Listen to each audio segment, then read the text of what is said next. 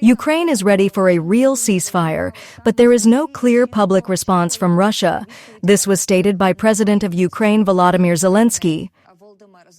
According to the president, today he had a telephone conversation with French President Emmanuel Macron. I gave him Ukrainian vision of yesterday's conversation with President Trump and our colleagues in Europe.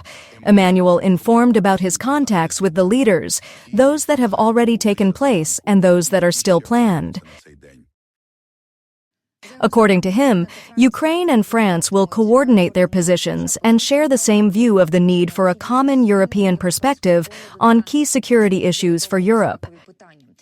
Zelenskyy emphasized that a lot depends on the prudence and effectiveness of every step taken by Ukraine, Europe, and the U.S., both now and in the future. We agreed that work at the level of advisors and leaders should be effective.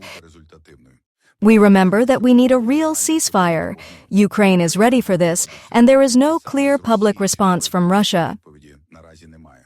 So the near future should show what the consequences will be if Russia continues to drag out the war and disrupt constructive efforts. The president of Ukraine agreed to discuss the results of conversations with other leaders during the day.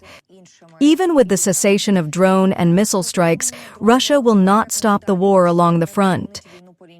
This was stated by the advisor to the head of the president's office, Mikhailo Podolyak. Russia considers strikes against civilians to be a key instrument of war. That is, given Russia's collective psychotype, collective consciousness, and collective ego, they are unlikely to give up the key instrument of genocidal warfare, so this is a theoretical scenario.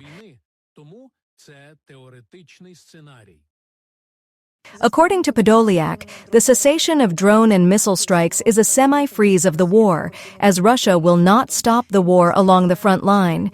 He explained that the war has not ended since 2014. It was just a different scale, but in the Donetsk and Luhansk sectors, the intensity was periodically, and there were periodic strikes from Russia. It will be a semi-frozen component, but he believes that the U.S. is unlikely to withdraw from the negotiation process. Will it be possible to assume that Trump will withdraw from the negotiation process? Will he think that his peacekeeping mission has already been successful? Hardly. If the United States agrees to certain semi-frozen conflicts, it will mean that Russia has broken the international system of relations, international law, and is dominant because it is forming new rules.